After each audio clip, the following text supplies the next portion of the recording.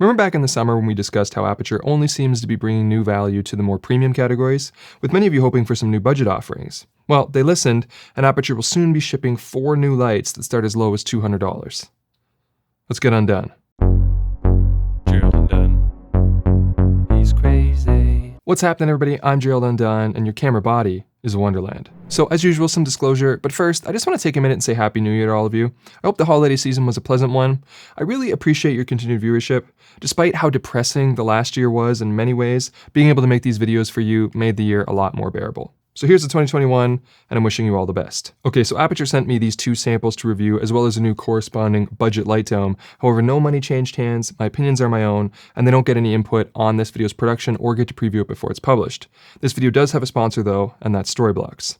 Okay, so the 2 lights that I have here are the Aputure Amaran 100D and the 200D, which cost $200 and $300 respectively. There's also bicolor versions that cost $50 more, so $250 for the 100X and $350 for the 200X. The bicolor versions, just like we've seen with other Aputure models, lose a bit of output but gain a bit of color accuracy, and they have a greater illumination at daylight temperatures than they do in the tungsten range.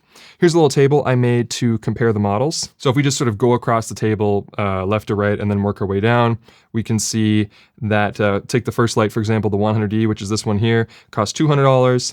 At 1 meter away with the bare bulb at 5600 Kelvin, which is what these are rated for, the non-bicolor versions, we get 4300 lux, and obviously we can't do the 3200 Kelvin because it's not bicolor. The SSI, which is the color accuracy metric that we're going to use for daylight, is 72, and again, we can't measure it at tungsten because it's not bicolor. And then lastly, I put an output per dollar in lux here so that you know sort of like how many lux you're getting per dollar spent as kind of a value calculation. And on the 100D, you're getting 22. All right, moving on to the 100X, it's $250, 3700 lux, as you can see, a little bit less output and a little bit less still at 3200 Kelvin, but you get a little bit better SSI, 74 for daylight and 86 for tungsten, but the value is a little bit lower at 15 lux per dollar. 200D, which is this one behind me, is $300. You get 8200 lux, which is quite great. Again, no change for tungsten because it's not bicolor. 74 SSI, so better than the 100D and matching the 100X in daylight. And the best output per dollar of all at 27 lux per dollar. And then the 200X version of this would be $350 with a little bit of a lower output at 6700 lux or 5650 when in tungsten, but the SSI goes up again to 75 and 86 still when in tungsten mode, and the value doesn't drop too much, it's 19 lux per dollar. And then I threw the 120D Mark II in here for comparison, which is $750, has 7000 lux at 1 meter bare bulb. Again, you can't measure it in tungsten because it's not bicolor. And the SSI is around the same kind of category, like 73, so a little bit better than the 100D, but not quite as good as the 200D. Again, can't measure it in tungsten, but the value is, this is what makes these lights special, is the value of the 120D Mark II is only 9 lux per dollar. So the 200D and the 100D both do a much better job than that. Now, this table by itself might suggest that the 120D Mark II has been made obsolete by the 200D, but that's not really true. There's major build quality and functionality disparities between these 2 classes of lights that allowed for the price reduction. So let's go over those now. So first off, these new lights are mains power only, which means no battery operation through V-mount or gold mount. They instead come with a 2-segment power brick that plugs right into the light head.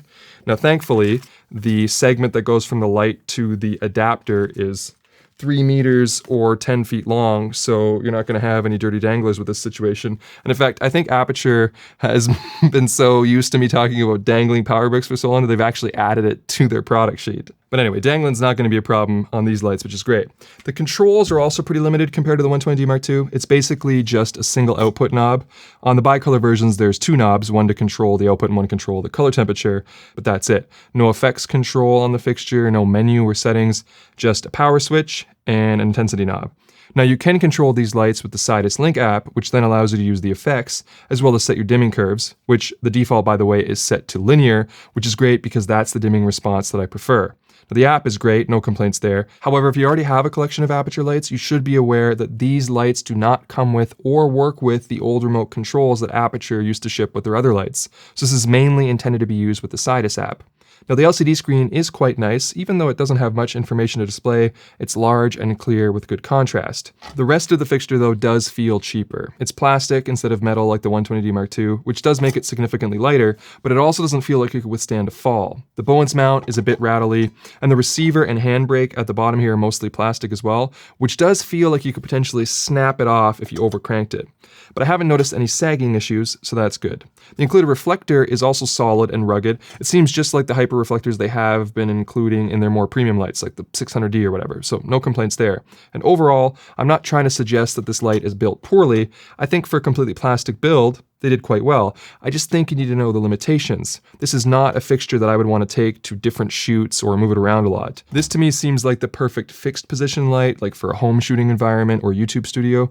And I'd say that conclusion is also true for the new budget parabolic softbox, the LightDome SE. This thing manages to keep a similar front diameter to the LightDome 2, but it's much less deep, contributing to a noticeably smaller footprint, which when added to these new plastic Amaran COBs makes for a significantly lighter load on your light stand, which again would be ideal for smaller studio spaces. Because the way they kept the cost down on the new LightDome SE, which I think is only around $90, is by going back to that annoying setup method where you have to individually cram the rods into the ring, which is tedious and occasionally painful, and after using the LightDome 2, this feels like a big step backward. But again, if you're using this for a one-time setup studio, then the cost savings are worth it. I just would not recommend it if you need to break it down and take it to shoots. You'd be much better off spending more to get the quick setup version if that's what you need.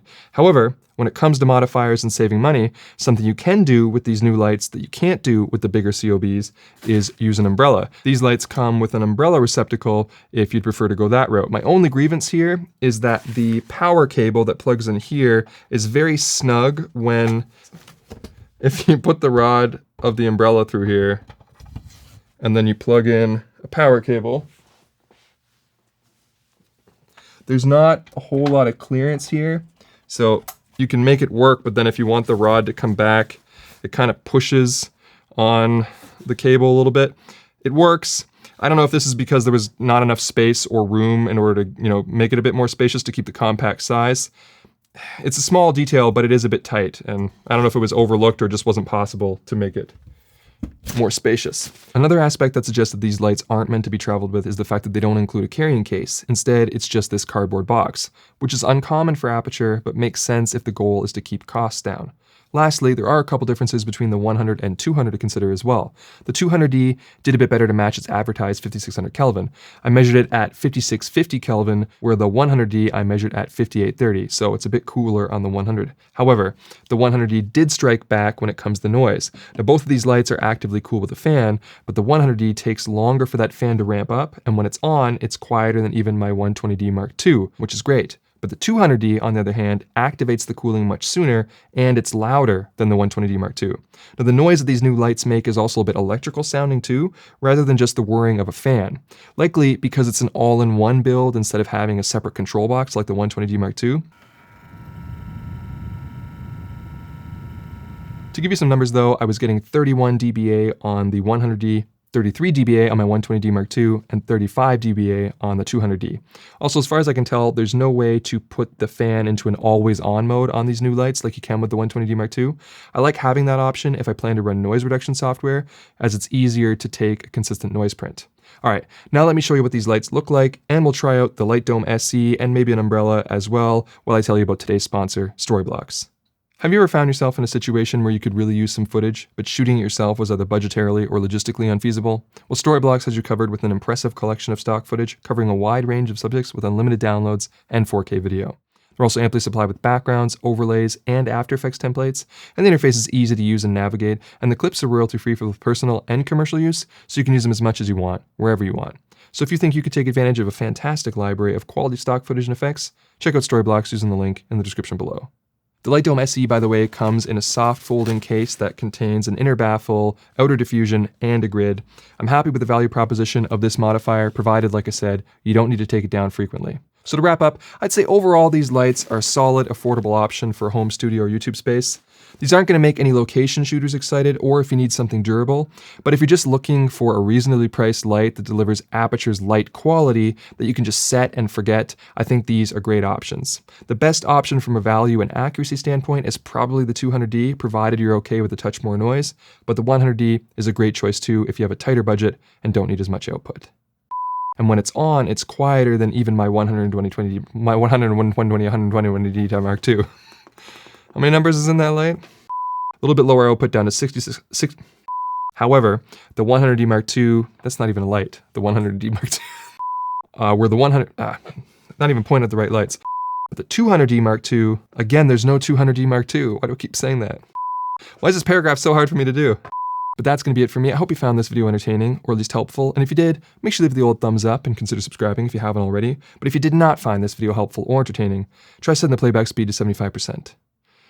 All right, I'm done.